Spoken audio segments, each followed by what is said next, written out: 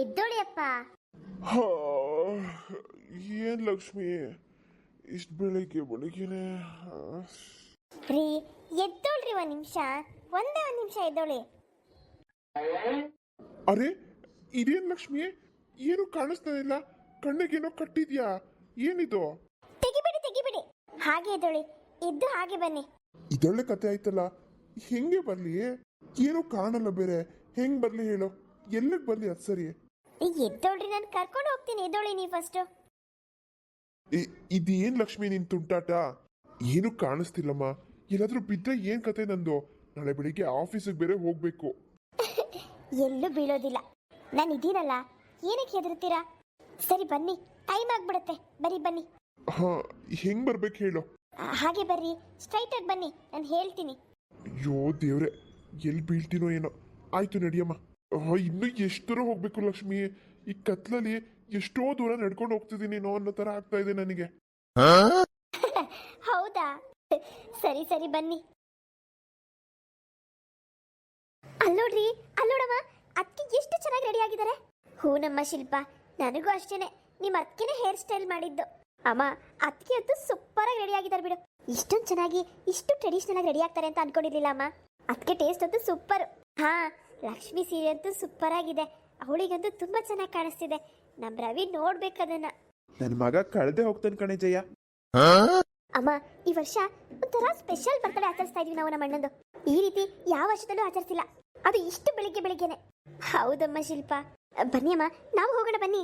ಬೇಡ ಬೇಡ ಬೇಡ ಬೇಡ ಶಿಲ್ಪ, ನಿಮ್ಮ ಅತ್ತಿಗೆ ಬಂದು ಕರೆಯೋವರೆಗೂ ಹೋಗೋದ್ ಬೇಡ, ಇಲ್ಲೇ ಇರೋಣ. ಸರ್ಪ್ರೈಸ್ ಅಂದ್ರೆ ಹೀಗೇನಾ? ಹ್ಞೂ ಶಿಲ್ಪ, ಲಕ್ಷ್ಮಿ ಅಕ್ಕ ಬಂದು ಕರೀಲಿ ಇರೋ. ಅಯ್ಯೋ, ನನ್ನ ಕ್ಯೂರಿಯಾಸಿಟಿ ತಡ್ಕೊಳಕ್ಕಾಗ್ತಿಲ್ಲ ನನಗೆ. ಅದಕ್ಕೆ ಒಳಗಡೆ ಯಾವ ರೀತಿ ಡೆಕೋರೇಷನ್ ಮಾಡಿದಾರೋ ಏನೋ.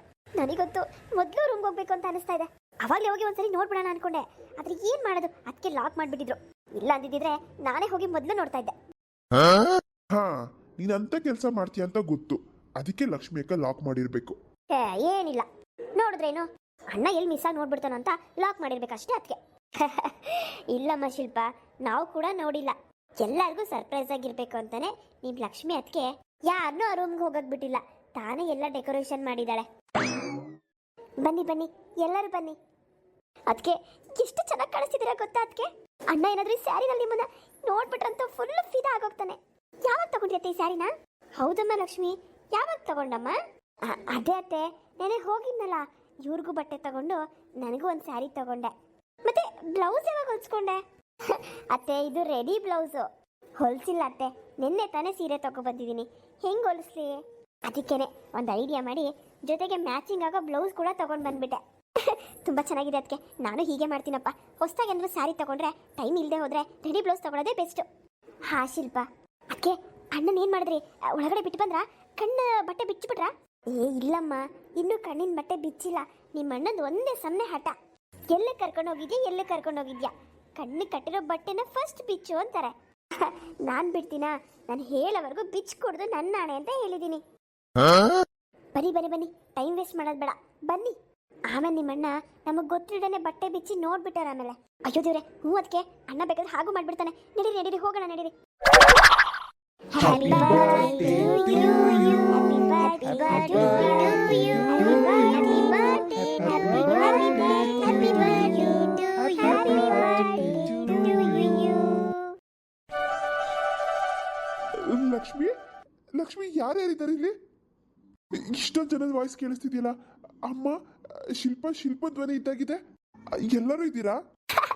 ಹೌದಣ್ಣ, ಕಣ್ಣು ಓಪನ್ ಮಾಡಿ ನೋಡಿ ಇವಾಗ. ಅರೆ ಅರೆ ಶಿಲ್ಪ, ನೀನು ಚಿಕ್ಕಣ್ಣ, ಯಾವಾಗ ಬಂದ್ರಿ ನೀವೆಲ್ಲ? ಅಣ್ಣ, ನೀನ್ ಬರ್ತಡೆಗೆ ಸರ್ಪ್ರೈಸ್ ಆಗಿರ್ಬೇಕು ಅಂತ ಅದಕ್ಕೆ ನನಗೆ ನೆನ್ನೆನೆ ಫೋನ್ ಮಾಡಿ ಹೇಳಿದ್ರು. ಅದಕ್ಕೆ ನಾವು ಬೆಳಿಗ್ಗೆನೆ ಬಂದ್ಬಿಟ್ವಿ. ಬೆಳಿಗ್ಗೆನಾ? ಇವಾಗ ಟೈಮು 5:30 6 ಗಂಟೆ ಇರ್ಬೋದಾ? ಇಲ್ಲ ಅಣ್ಣ, ಇನ್ನು 6 ಗಂಟೆ ಕೂಡ ಆಗಿಲ್ಲ, 5:30. ಏನು 5:30ನಾ? ಅಲ್ಲ, ಎಷ್ಟೊತ್ತಿಗೆ ಬಂದ್ರಿ ನೀವು? ಬಾವಾ, ನಿಮ್ ತಂಗಿ ಬಿಡ್ಬೇಕಲ್ಲ, ಬೆಳಗ್ಗೆ 3 ಗಂಟೆಯಿಂದನೂ ನಂಗೆ ನಿದ್ದೆ ಮಾಡಕ್ ಬಿಟ್ಟಿಲ್ಲ ಅವಳು. ನಮ್ಮ ಅಣ್ಣನ ಬರ್ತಡೇ ಇದೆ, ನಡೀರಿ ಹೋಗೋಣ, ನಮ್ಮ ಅಣ್ಣನ ಬರ್ತಡೇ ಇದೆ, ನಡೀರಿ ಹೋಗೋಣ. ನನ್ನ ತಲೆ ಅಂತೂ ತಿನ್ಬಿಟ್ಲು ಬಿಡಿ. ಕೊನೆಗೂ ಲೇಟ್ ಆಗ್ಲಿಲ್ಲಪ್ಪ, 5 ಗಂಟೆಗೆ ಇಲ್ಲಿಗೆ ಬಂದ್ವಿ. ಅಣ್ಣ ಈ ವರ್ಷ ನಿಮ್ ಬರ್ತಡೇನ ಅದಕ್ಕೆ ಸ್ಪೆಷಲ್ ಆಗಿ ರೆಡಿ ಮಾಡಿದಾರೆ ನೋಡಿ. ನನಗಂತೂ ಎಷ್ಟು ಖುಷಿ ಆಗ್ತಿದೆ ಗೊತ್ತಾ ಅಣ್ಣ. ಅದಕ್ಕೆ ಐಡಿಯಾ ಈ ರೀತಿ ಯಾವ ವರ್ಷದಲ್ಲೂ ನಿನ್ ಬರ್ತಡೇನ ಸೆಲೆಬ್ರೇಷನ್ ಮಾಡಿರ್ಲಿಲ್ಲ. ಅದು ಅಲ್ಲದೆ ನಮ್ ಯಾರ್ದನ್ನು ಸಹಾಯ ತಗೊಂಡಿಲ್ಲ. ಅದಕ್ಕೆ ಒಬ್ಬರೇ ರೆಡಿ ಮಾಡಿದ್ದಾರೆ. ನಾವು ಬರೀ ಗೆಸ್ಟ್ ತರ ಬಂದಿದೀವಿ ಅಷ್ಟೇ. ಲಕ್ಷ್ಮಿ ನಿಜನಾ? ಹೌದು ಕಣಪ್ಪ ರವಿ, ನೀನ್ ಬರ್ತಡೇನ ಈ ಸರಿ ಸೂಪರ್ ಆಗಿ ಸೆಲೆಬ್ರೇಷನ್ ಮಾಡ್ಬೇಕು ಅಂತ ನಿನಗೆ ಸರ್ಪ್ರೈಸ್ ಕೊಡ್ಬೇಕು ಅಂತಾನೆ ನಮ್ ಲಕ್ಷ್ಮಿ ಈ ರೀತಿ ಎಲ್ಲ ಮಾಡಿರೋದು. ಅದು ಅಲ್ಲದೆ ನಿನಗೆ ಮಾತ್ರ ಸರ್ಪ್ರೈಸ್ ಅಲ್ಲ, ನಮ್ಮೆಲ್ಲರಿಗೂ ಇದೊಂಥರ ಸರ್ಪ್ರೈಸೇ. ಯಾಕಂದ್ರೆ ನಮ್ ಸಹಾಯ ಕೂಡ ತಗೊಂಡಿಲ್ಲ ಲಕ್ಷ್ಮಿ. ಎಲ್ಲ ಪ್ರಿಪ್ರೇಷನ್ ಅವಳೇ ಮಾಡ್ಕೊಂಡಿದ್ದಾಳೆ.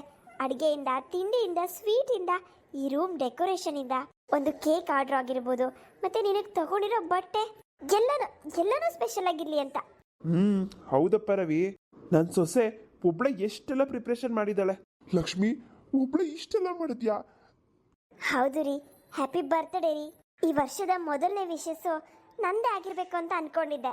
ಆದ್ರೆ ನಿಮ್ಮ ಆಫೀಸ್ ಸ್ಟಾಫ್ಸು ನಿನ್ನೆನೆ ನಿಮ್ಮ ಬರ್ತ್ಡೇನ ಸೆಲೆಬ್ರೇಷನ್ ಮಾಡ್ಬಿಟ್ರು. ಎಷ್ಟು ಬೇಜಾರಾಯ್ತು ಗೊತ್ತಾ ನನಗೆ. ಆದ್ರೂ ಪರವಾಗಿಲ್ಲ, ನಮ್ಮ ಫ್ಯಾಮಿಲಿ ಎಲ್ಲರೂ ಬಂದು ನಿಮ್ಮ ಬರ್ತ್ಡೇನ ಸೆಲೆಬ್ರೇಷನ್ ಮಾಡ್ತಿದೀವಲ್ಲ, ನನಗೆ ಅದ್ರಲ್ಲಿ ತುಂಬಾ ಸಂತೋಷ ಇದೆ. Thank you Lakshmi, thank you so much. ನನಗೆ ನಂಬೋದಕ್ಕೆ ಆಗ್ತಿಲ್ಲ ಗೊತ್ತಾ.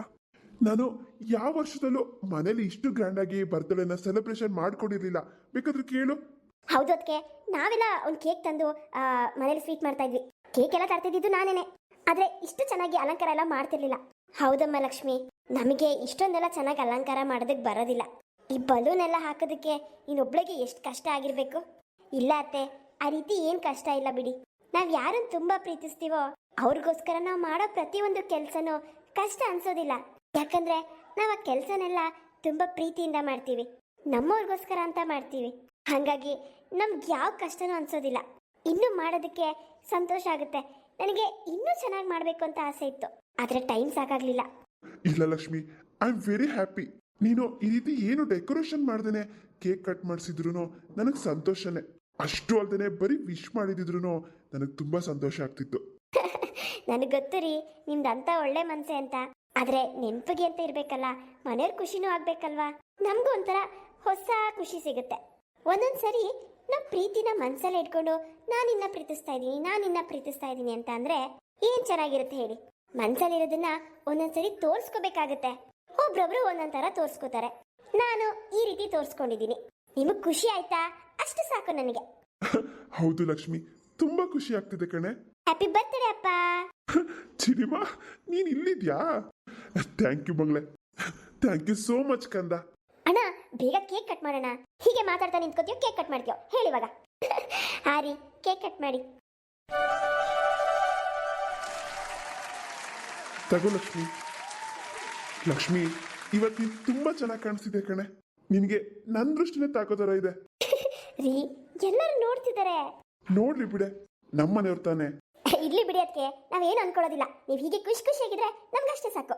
ನೋಡು, ಶಿಲ್ಪನೇ ಹೇಳ್ತಾ ಇದ್ದಾಳೆ. ತಗೋಮ್ಮ.